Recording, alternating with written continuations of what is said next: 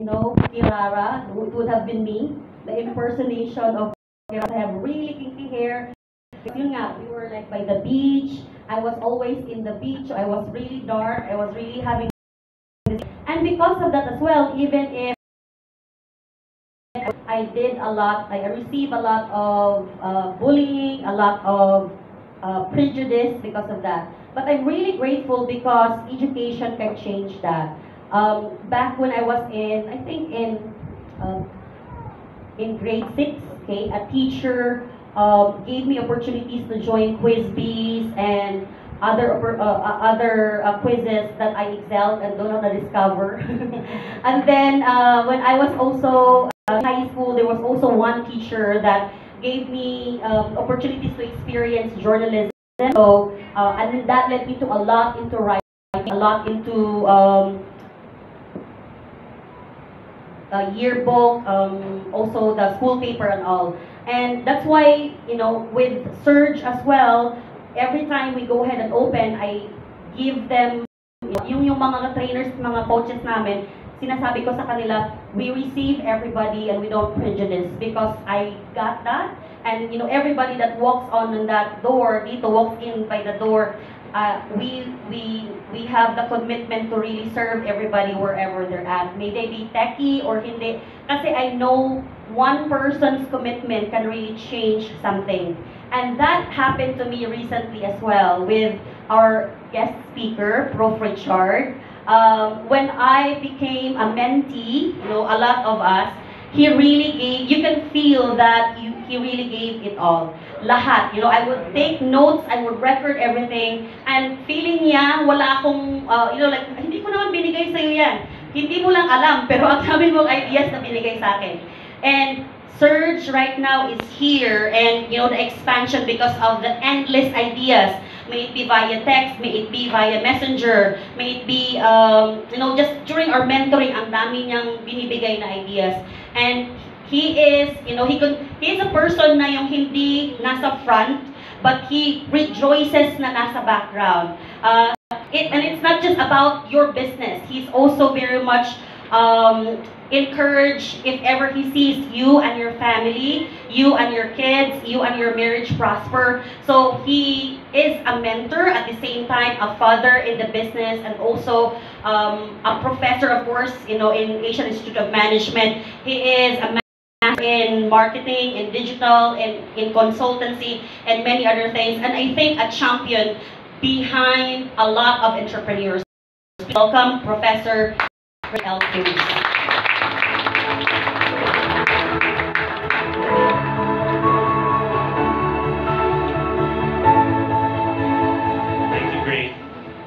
I didn't know that we were that girl along the beach in Surigao. I think ngayon ko lang nalaman. Okay. So thank you so much for inviting me to be here. It's a great joy to be here, to see two of my mentees. June, of course, was my mentee. He blessed me with his own story, his own life journey. I was the one who interviewed you when you were applying. And of course, Grace, also blessing me with her story, her journey. Grace was saying that I'm a professor of marketing. One of the tools that we use in marketing is what this tool called the customer journey, or the human journey. And it's a tool that requires us to have deep empathy for others.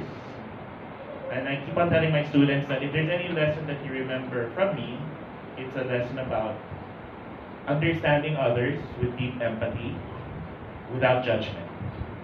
Because if your mission is to serve, then it's not your mission to judge, but it's your mission to figure out, to configure, to build solutions that will help people become the best versions of themselves. To hear from Grace earlier that the intention of the place here is not to measure in terms of by how much their income grew. I was able to visit Grace's first center in Davao.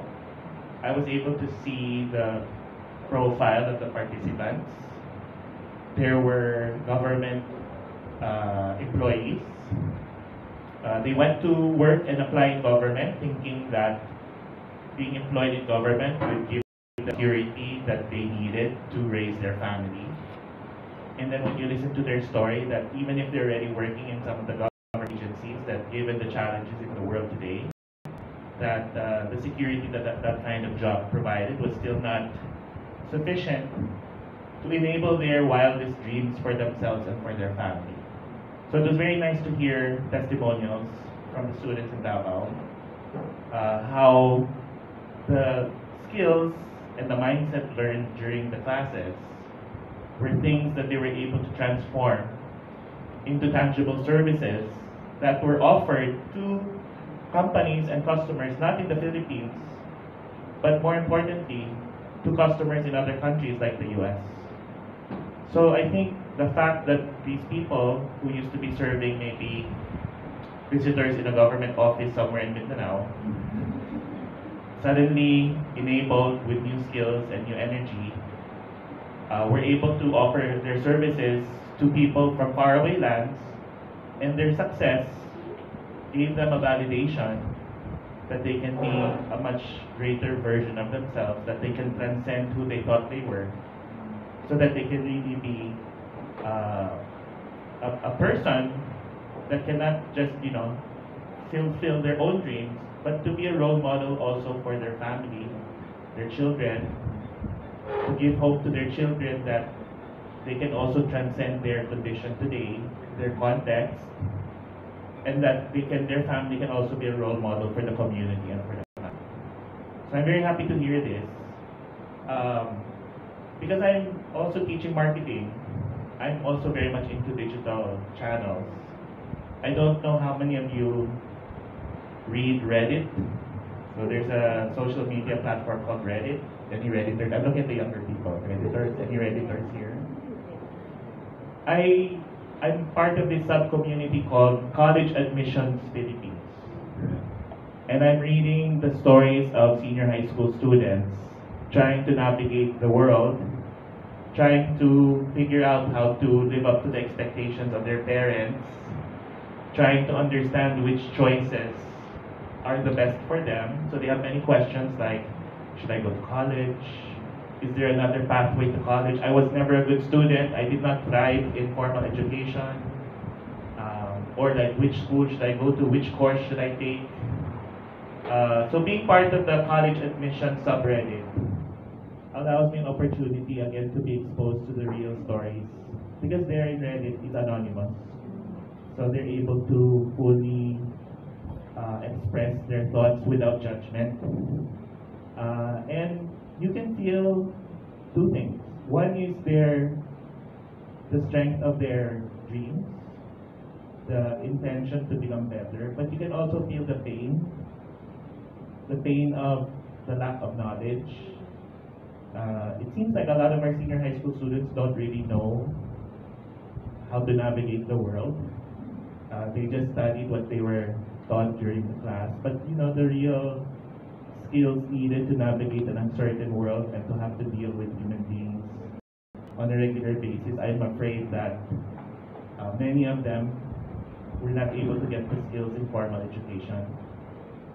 So it is my great hope that in Surge, not only in Bulacan but in all of the branches, that aside from the course title that they will be enrolling in, whether it's virtual assistant or I know that there's a long list now. Yeah. And the list of the courses are normally like the name of the skill or body of knowledge that they're supposed to learn. But my deep hope really is that Surge will be a safe place where they can really ask questions in a safe space and show their vulnerability. I think that's a problem in schools, no? Students don't want to share their confusion because they're afraid that they will be judged by their classmates or their teachers. So I hope that this is a safe space for those who are searching for direction and answers and for help. Beyond the skills that they learn, which are important, that they really learn the life skills needed to deal with the uncertainty of life. But with life, there's always hope. understand that in life that there will be people who will block you or bully you, but in life also that there will be people that has a mission to help you and to serve you. And I think knowing both Grace and June, and of course their spouses, Jay and Liz, these are wonderful people. You know, these are the people that can make me leave my wife on a Sunday. I have to tell my wife, okay, I'm leaving you today because I have to meet these really passionate, wonderful people, putting their money where their mouth is. Not just talking on social media, but actually making a real investment in a place that can make a real, tangible difference in the lives of people who need the help the most. So, I would like to end by just following what Sister said. Sabi niya, love. In our marketing class, I don't know if you still remember, I have a framework, it's called the Bloodshake Wheel of Emotion. And in one part, it defines what love is. Love is a combination of two other feelings, trust and joy.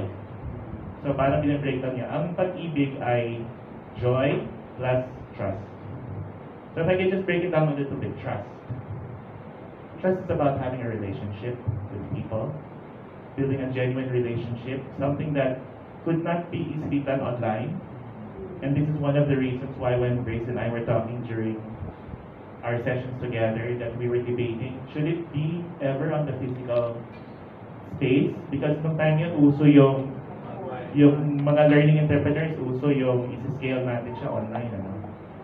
But I think my realization during COVID was that it's really hard to build a relationship with people unless you really can sense their presence in a face-to-face setting. So I think one of the reasons face-to-face is more successful is because the teachers are able to build a real relationship of trust with the student. Because if the student doesn't trust the teacher, then no matter how well the graphic design of the slides are, or no matter how well the videos are edited, if they don't trust the provider or the teacher, it's very hard to really get them to open up and to tell them whether they understand or not. So trust, and trust of course means listening and all of these things. But finally, joy. You know, sabi ko, ang role talaga ng Surge, for example, is to bring people from despair, hopelessness, confusion, lack of hope, to a place of hope and joy. Okay. So, without going into the technical details of how it will happen, I think this is my short understanding of what Surge is. It will bring people from hopelessness to joy. It will bring people from lack of trust to trust, which will result in love. So on that note, congratulations. Grace, you finally conquered the island of Luzon. So I'm very happy for you. I know that you've been doing a lot of work already in Mindanao. You have to keep healthy because this advocacy will require so much from you, energy, focus. So I pray for your health all the time because I know that you need to advocate for this business for a long time. And I pray, of course, Jay, for your health always because I know that you're the greatest inspiration in Grace's life. You are literally the meaning for her existence. So, and you know, I appreciate the fact that, you know, Grace always says that because she's so busy that you take care of your wonderful kids. So I pray both for your health. And of course, June, I pray for your health. You are so busy, you travel everywhere, you try to do everything, right? But I just want to say that, you know, in the successes that you have, I hope that you can focus and continue to advocate for their success. I pray for your health, I pray for courage, I pray for clarity. Of course, Liz as well. I pray for your relationship with June. And for all of the guests here, thank you so much for spending your time on a Sunday afternoon. Siguro I'll end by saying this now. We will not measure the output of Surge. We will not measure how many people you train, or we will not measure how much money they earn. But as Jay was saying, let's measure the outcome, right? How many strong families have been built on top of their experience learning from Surge? How many communities have been transformed because of the presence of a Surge center? and so on and so forth. So I bless you. I wish you great success and great impact. Thank you so much. Thank you, Satan.